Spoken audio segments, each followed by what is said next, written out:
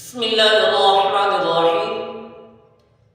شیخ عبد القادر جیلانی رضی اللہ تعالیٰ عنہ فرماتے ہیں، شعبان کا مہینہ بہت بڑی عظمت اور فضیلت والا مہینہ ہے۔ اس شعبان کے 5 الفاظ ہیں۔ ان 5 الفاظ کا مفہوم کچھ اس طرح ہے۔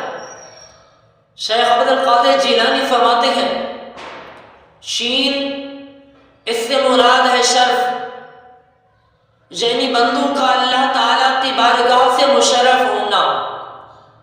عین اس سے مراد ہے علم، یعنی اللہ تعالیٰ اپنے بندوں کے مرتبے بلند کرتا ہے علم کی وجہ سے۔ اور با اس سے مراد ہے بھلائی، یعنی اس کی عبادت سے بھلائی حاصل ہوتی ہے۔